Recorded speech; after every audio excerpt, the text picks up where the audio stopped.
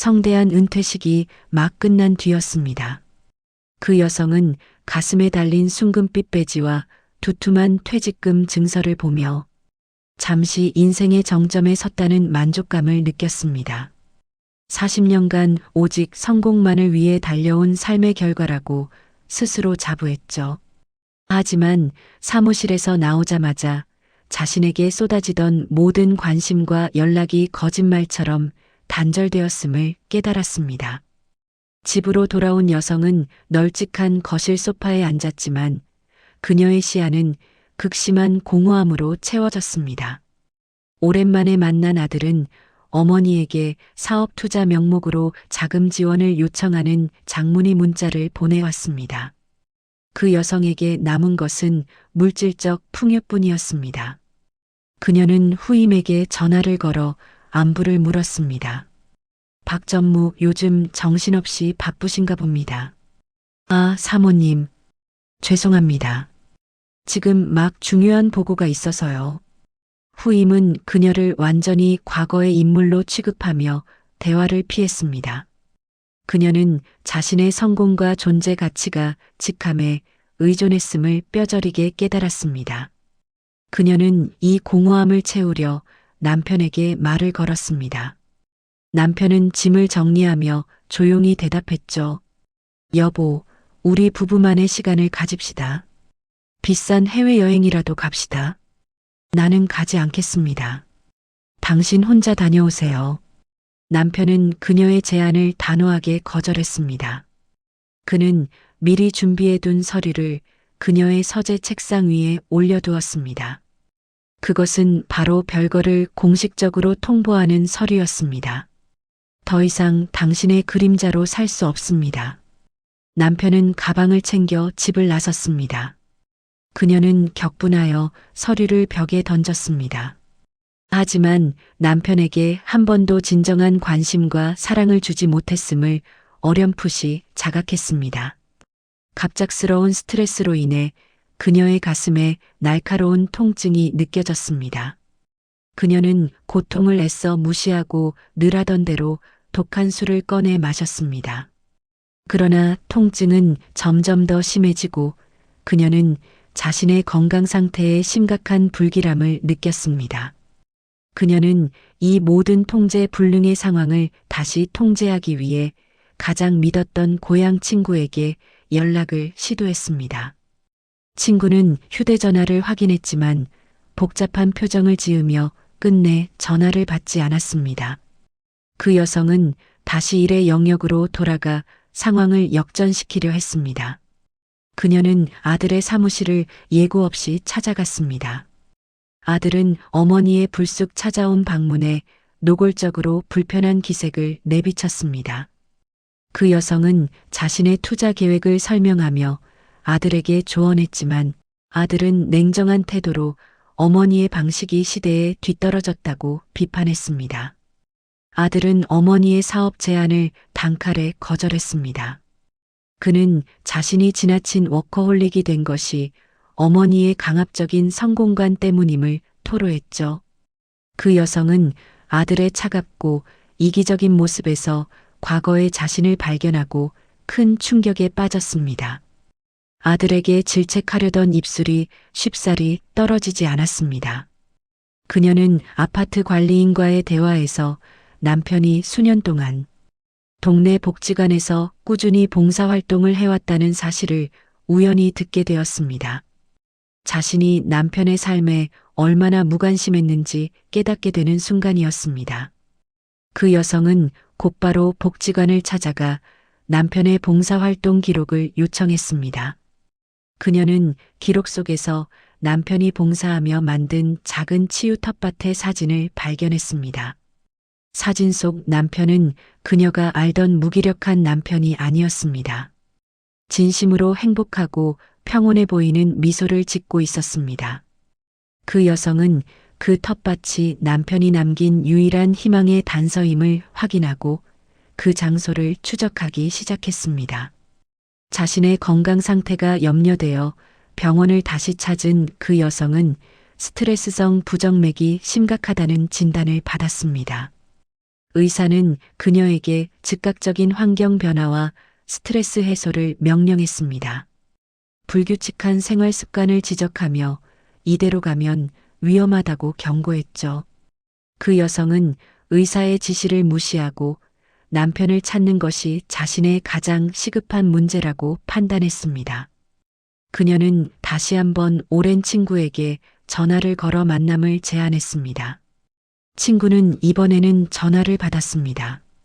자네가 정말 후회 없이 살았는지 내 눈으로 확인하고 싶네.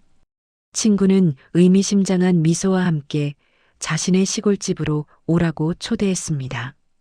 그 여성은 자신의 삶이 통제 불능 상태임을 인정할 수 없었지만 이 상황을 타개하기 위해 친구의 초대에 응했습니다. 성공만을 믿었던 그녀의 세계가 서서히 균열을 일으키고 있었습니다. 그 여성은 오랜 친구가 사는 작은 시골 마을을 방문했습니다. 친구의 집은 소박했지만 흙 냄새와 햇살 가득한 평화로움이 가득했습니다. 행복과 여유가 넘치는 친구의 삶의 방식에 그녀는 왠지 모를 질투를 느꼈습니다. 친구는 그녀에게 직접 끓인 약초차를 대접하며 조용히 입을 열었습니다. 친구가 꺼낸 이야기는 30년 전 그 여성이 친구의 연구 성과를 이용해 상무로 승진했던 사건의 전말이었습니다. 친구는 당시 상황을 기록한 자료를 보관하고 있었고 그 여성의 성공이 가짜 성공 위에 세워진 것임을 논리적으로 증명했습니다. 그 여성은 엄청난 충격을 받았지만 오랜 습관대로 자신의 행동을 합리화하려 했습니다. 친구는 그녀에게 너의 성공은 내가 가장 소중히 여겨야 했던 가치들을 파괴한 대가였다며 맹렬하게 비난했습니다. 그녀는 친구의 폭로 앞에서 자신이 가장 믿었던 우정마저 잃었음을 깨닫고 심한 고독감에 휩싸였습니다. 그녀는 자신이 쌓아 올린 성공의 탑이 타인의 희생 위에 세워진 것임을 비로소 인정했습니다. 그 여성은 흐느끼며 친구에게 진심 어린 사과를 전했습니다. 하지만 친구는 쉽게 그녀를 용서하지 않았습니다. 친구는 그 여성에게 내가 망가뜨린 것들을 직접 복구하라는 단호한 숙제를 던져주었습니다. 그녀는 시골집을 떠나면서 자신이 평생 신봉했던 돈과 명예의 가치가 무너지는 것을 경험했습니다. 그 여성은 모든 것을 잃었다는 절망감에 극심한 스트레스를 느꼈습니다. 결국 그녀는 심장 발작으로 쓰러져 119 구급대에 의해 응급실로 실려갔습니다. 담당 의사는 그녀의 상태가 매우 위독함을 알리고 가족에게 연락을 시도했습니다. 아들은 어머니의 전화를 받았지만 중요한 미팅을 핑계로 병문안을 거절했습니다. 대신 비서에게 어머니의 상태를 확인하라고 지시했죠. 김 간호사는 홀로 침대에 누워있는 그녀를 보고 안쓰러움을 느끼며 따뜻한 차를 건넸습니다. 그 여성은 김 간호사에게 내 아들이 바빠서 못 왔다고 변명했습니다. 하지만 김 간호사는 이방 환자분들 중 90%가 같은 말을 한다며 그녀에게 현실을 직시시켰습니다. 그 여성은 자신이 평생 무시했던 건강과 관계의 중요성을 깨닫고 침대 위에서 오열했습니다. 그녀는 자신의 생명이 한 줄기 위태로운 촛불과 같음을 인정했습니다. 그녀는 지금부터라도 살아야 할 이유를 찾기로 결심했습니다. 그 여성은 병실 창밖을 바라보며 남편이 남긴 텃밭 사진을 떠올렸습니다. 그것이 그녀에게 남은 마지막 희망의 단서임을 자각했습니다. 그녀는 자신의 통제력을 놓아버리고 진정한 삶의 가치를 찾아야 함을 절실히 느꼈습니다. 퇴원 후 그 여성은 남편의 봉사 기록과 텃밭 사진을 단서로 지방의 숲속 치유 쉼터를 추적했습니다. 쉼터 원장은 그녀의 갑작스러운 방문에 경계심을 드러냈습니다. 원장은 그녀에게 남편분은 이곳에서 평화롭게 지내고 계시다며 그녀의 접근을 막고 남편을 괴롭히지 말 것을 경고했습니다. 그 여성은 쉼터 구석에서 아이들과 함께 자연 속에서 시간을 보내고 있는 남편을 발견했습니다. 남편은 평소와 달리 편안하고 온화해 보이는 모습이었습니다. 남편은 그녀의 모습을 보고 냉담하게 돌아섰지만 그녀는 남편 앞에서 무릎을 꿇고 과거 모든 잘못에 대해 구체적으로 사과했습니다. 그녀는 오랜 세월의 고통 때문에 쉽게 용서하지 못하는 남편의 무릎을 잡았습니다. 그녀는 남편의 무릎에서 느껴지는 미세한 떨림과 부기를 감지했습니다. 남편이 관절염으로 고통받고 있음을 그녀는 그제야 깨달았습니다. 자신이 남편의 건강까지 소홀히 했음에 그녀는 깊은 자책감을 느꼈습니다. 그 여성은 남편에게 돌아가 달라고 애원하는 대신 그의 건강을 돌보겠다고 진심으로 약속했습니다. 남편은 그녀의 진심을 쉽사리 믿지 못했지만 그녀의 눈빛이 과거에 오만했던 눈빛이 아님을 확인했습니다. 그 여성은 남편이 있는 쉼터 근처에 작은 오두막을 빌렸습니다. 그녀는 친구에게 연락하여 약초 재배법과 텃밭 가꾸는 방법을 배우기 시작했습니다. 친구는 그 여성의 진심 어린 변화를 느끼고 과거의 앙금을 풀었습니다. 친구는 그녀에게 농사와 치유에 관한 귀중한 조언을 해주며 멘토 역할을 시작했습니다. 그 여성은 쉼터 부지에 남편만을 위한 관절 치유 약초 텃밭을 만들었습니다. 그녀는 매일 새벽 친구의 가르침대로 약초를 정성껏 돌보는 것에 몰두했습니다. 그녀는 아침마다 텃밭에서 딴 약초로 차를 끓여 남편에게 가져다 주었습니다. 또한 그녀는 남편의 관절 마사지를 서툴지만 꾸준하게 해주었습니다. 남편은 처음에는 거부감을 보였지만 그녀의 꾸준한 정성과 진심에 점차 마음의 문을 열었습니다. 그 여성은 흙을 만지면서 자신이 평생 놓쳤던 노동의 가치와 자연과의 연결을 깨달았습니다. 그녀의 아들이 아내와의 불화로 괴로워하며 쉼터를 찾아왔습니다. 아들은 어머니의 급격하게 변화된 모습을 목격하고 충격을 받았습니다. 아들은 어머니의 초라하지만 평화로운 모습에 큰 혼란을 느꼈습니다. 그 여성은 아들에게 나는 너에게 돈이 전부라고 가르쳤지만 그 돈 때문에 내 아버지를 잃을 뻔했다며 자신의 실패를 고백했습니다. 그녀는 아들에게 성공의 노예에서 벗어나 진정으로 원하는 삶을 살라고 진심으로 충고했습니다. 자신이 은퇴 후 겪은 후의 3가지 가족, 건강, 진짜 나를 구체적인 사건과 함께 설명했죠. 아들은 어머니의 진심 어린 고백과 후회에 깊이 감동받아 눈물을 흘렸습니다. 그는 어머니에게 평생 쌓아왔던 미움과 원망의 감정을 사과하며 화해했습니다. 그 여성은 아들에게 자신의 퇴직금 중 일부를 아들의 새로운 삶을 위한 도전 자금으로 사용할 것을 제안했습니다. 아들은 그 돈을 수락하며 회사를 그만두고 자신의 오랜 꿈이었던 사회적 기업을 설립하기로 결심했습니다.